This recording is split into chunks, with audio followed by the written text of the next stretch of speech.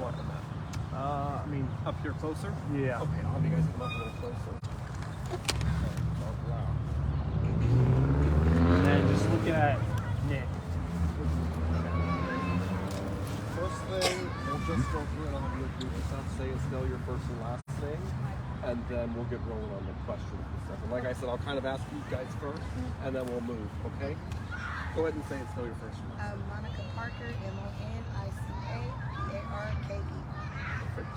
Bri'Janae, Bri'Janae. Lewis. Kyra Schrubb, Kyra. Dr. Floyd Harris, Jr., D.R., F.L.O.Y.D., civil rights leader, pastor here at Freedom Ministries. Perfect. And then don't worry about leaning into the microphone. It'll pick you up okay as long as I can hear you, okay?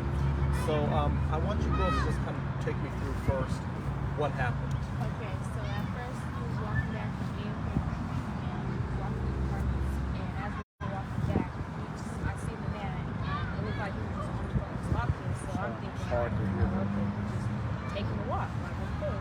So and then I looked back up, and his camera pointed at us, so I said, is you recording us? Then this one, she whipped out her camera and started recording him. So yeah. So I put out my phone because he started using racial slurs, like there's 2 more black girls walking through. That's when I put out my phone. And then he said that we were 3 Section 8 ghetto girls and we're black girls and stuff like that.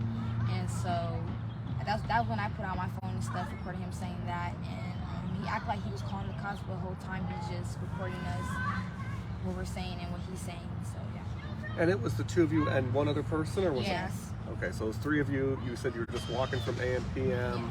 Yes. And does he live nearby? How They did you said- guys come near him? They said he did live right there. We was walking past the office. Yeah, by the mailbox.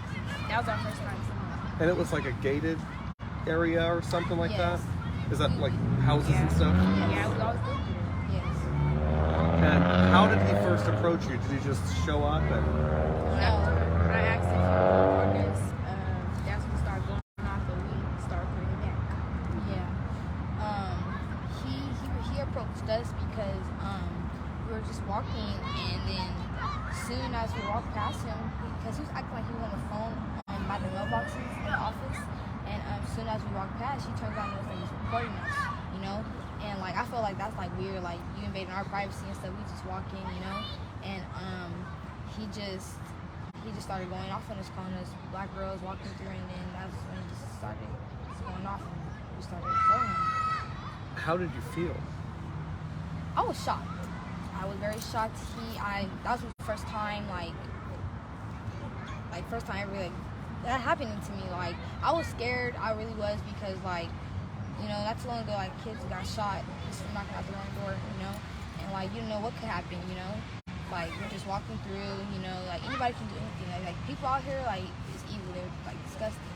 And, like, and I feel like, sometimes I feel like I can't walk around just because, like, without people just racial profiling. Let me go back just a moment, because you said this is the first time you really felt that Yes. kind of discrimination so blatant Yes. out there. How does that feel?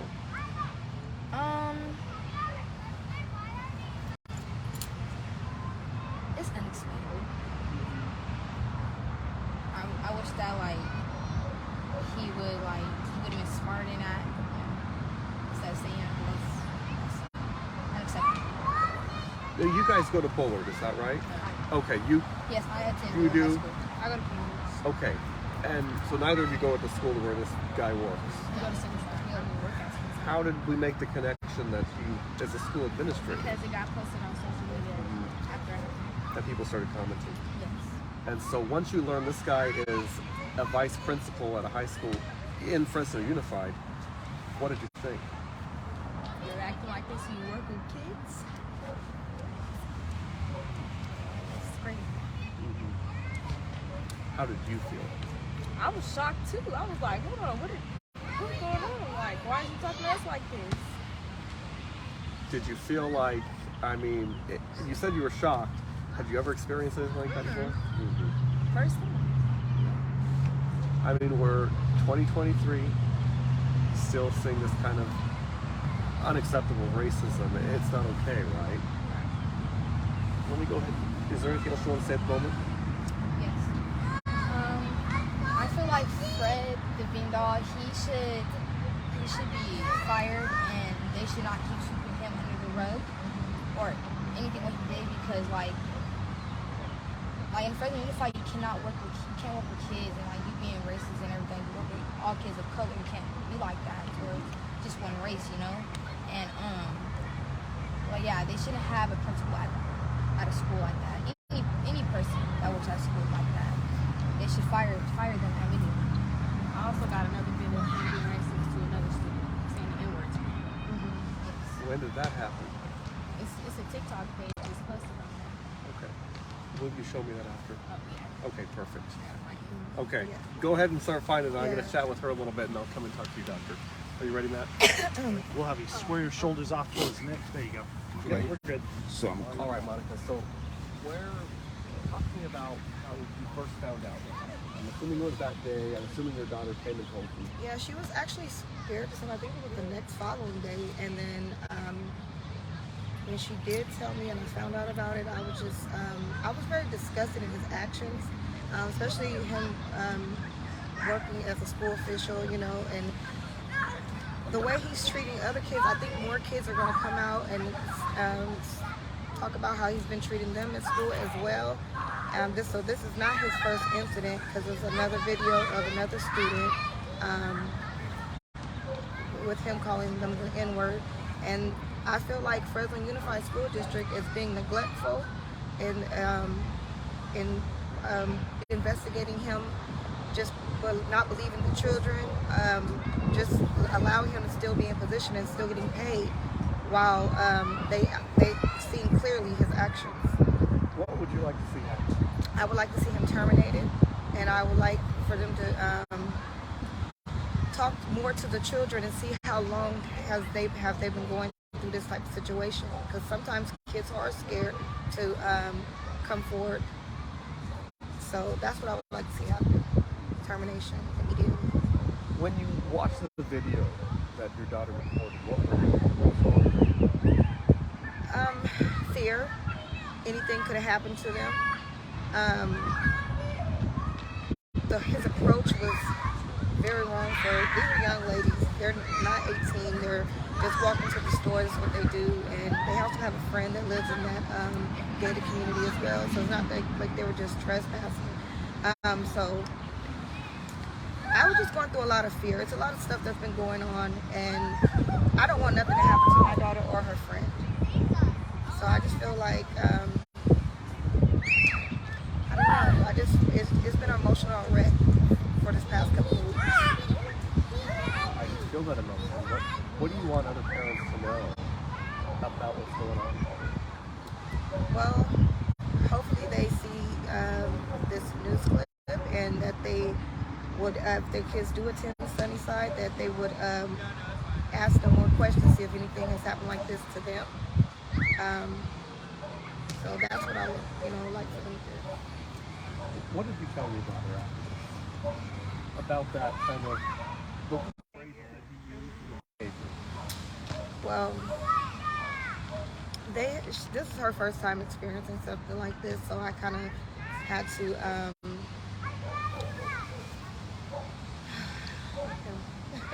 I need a second. I need a second.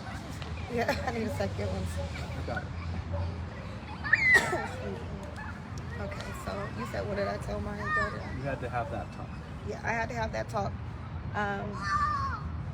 We already had that talk, but she never experienced it on hand. So, this is life. It's 2023, and people are still conducting themselves in this manner. So, I kind of, don't want her walking around here. We've been living over here for about 4 years now, and so it's kind of scary when she can't even walk to the store now. So she has to be very careful. Talk to me about, for parents who are going to be watching this tonight, who have not had to have that talk with their kids, or may never have to have that talk. Describe it to me. Talk to me about having to have that conversation. Well, us already have to have that since they're from birth, basically, you know. So other parents, I believe they need to have that talk with their kids as soon as possible, because don't wait till they get a certain age and then they be like naive to situations and stuff like that, so they can already kind of have a hands-on on what to do in certain situations, how to react to get out of it alive these days, and then go for it with it afterwards. Best way is just to distance yourself out of it, get out of the situation if you can. Is there anything else you want to add right now? I think that'll be all for now. Okay, perfect. We'll talk to the doctor and think of anything. Let me All know, right, I okay? will. You want me to switch sides? Yeah.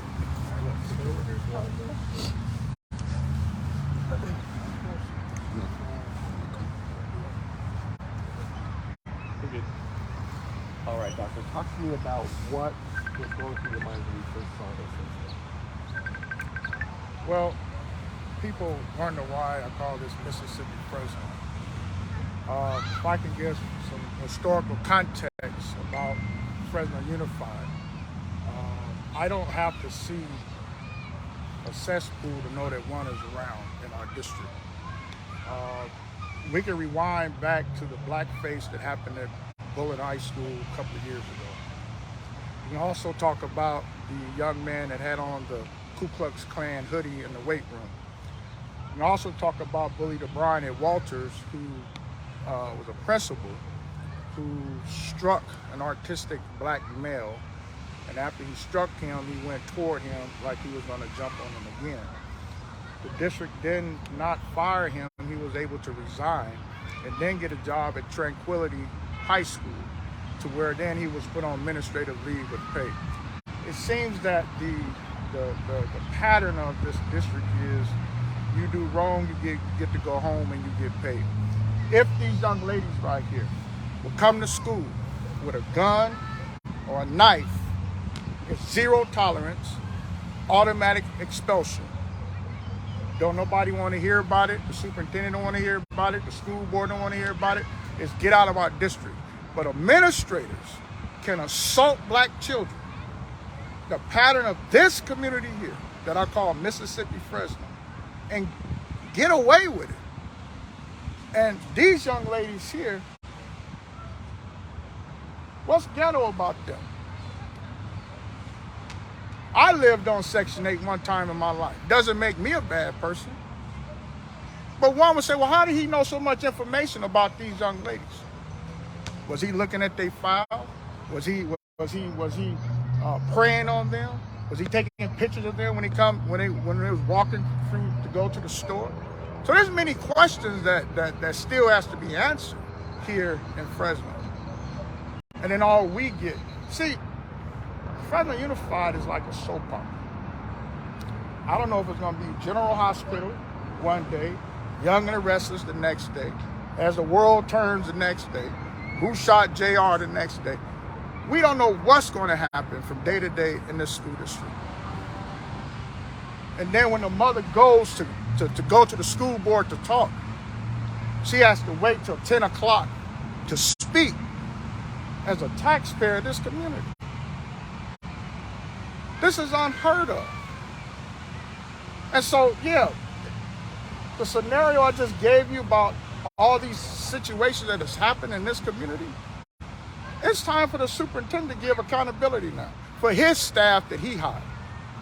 And so I'm calling a town hall meeting with him, and the letter will be sent out tomorrow to his office. He has the right to say, yes, I'm coming, or no, I'm not. I'm a taxpayer. I pay for services. I wake up every morning and go to work, not to see my young ladies queens. They're queens, not ghetto. They're queens. And so it's time for us as a black community to stand up and hold accountability where it's supposed to be. And we're tired of being sick and tired of this. We're paying for this as taxpayers. People do wrong and they go home and get to go golfing, while those who wake up every morning trying to live right and do right, making the correct decisions, they got to go to work. But people who make bad choices, they go home on leave of pay. I'm sick of that. I know you speak with people all over the country, and especially for civil rights movements and incidents and things just like this. Have you heard from people in other states? Yes, everybody's saying, what's going on in Mississippi, Fresno again? Now what? It's always a now what about this town. We over here, that some would say North Fresno. This is where the rich folks live. Gated communities and all this stuff. Trayvon Martin was killed inside of a gated community. White privilege seems to be the norm in Fresno Unified. Systemic, institutionalized racism seems to be the pattern in Fresno Unified. And so we as a people, a community, has to change the narrative of that. I know many people don't like what I'm saying. I don't care you like what I say or not. These are our daughters that the black man's supposed to protect. And that's why I'm here today. You should not be treated like this nowhere in Fresno.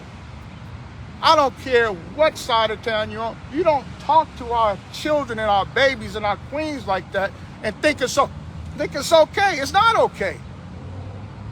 You think we can go to Clovis and call little white kids you're on Section 8 and you look ghetto? You think we can go to Clovis and do that, Clovis Unified? No, they won't put up with it. So we're not putting up with it. So yeah, superintendent got to answer now. And see, I don't want to talk, listen, I don't want to talk about the incident. We want to talk about policy. Because that's the first thing they want to say, oh, it's under investigation, it's a personnel issue. We don't care about that. We want to talk policy. We want to talk procedures. And we want to know, where do the superintendents stand at? Do you support this? Because he's never called me. Everybody know me. He's never called me and said, Dr. Harris, can we sit down and talk? Never called me. During the blackface situation, he knew I was advocating through the young man that got hit by Brian, the bully over at Walter. He's never called me. But since he ain't called me, I'm calling him now. Because you're not going to run over all little queens like they're doormats. Amen. They're human beings. They need to be treated with dignity and respect. What's wrong with that? You're still judging people by the color of their skin. And they're not Section 8. They're not hoodlums or whatever you want to call it. Ghetto and all of that. What is your message to them? You stand. You stand like the queen that you are. And help is on the way. This has been on high alert before I got here. New York, New Jersey, Chicago, everybody's watching this now.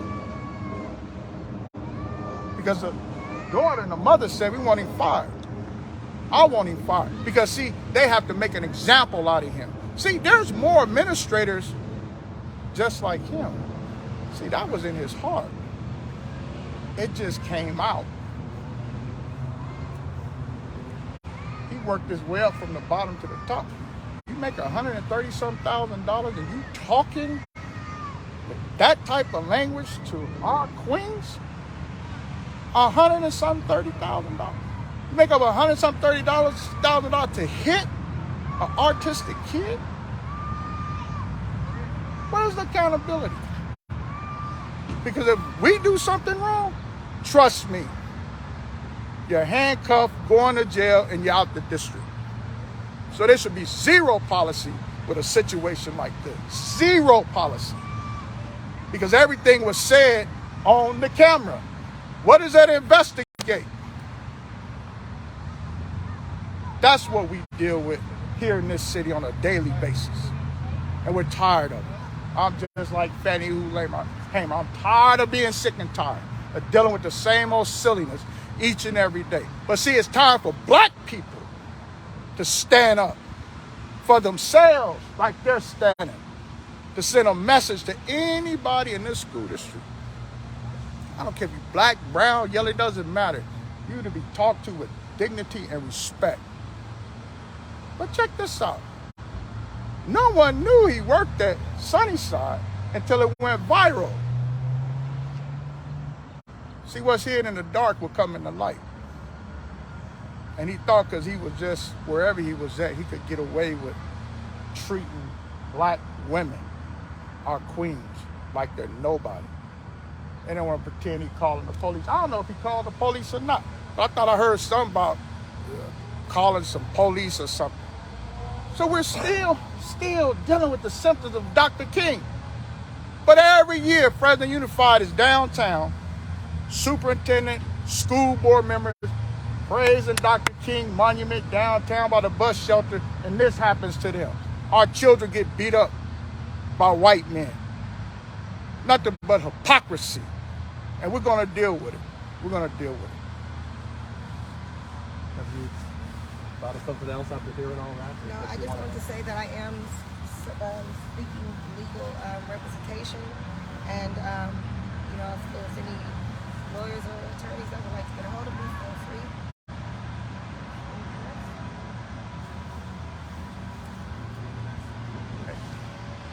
Good.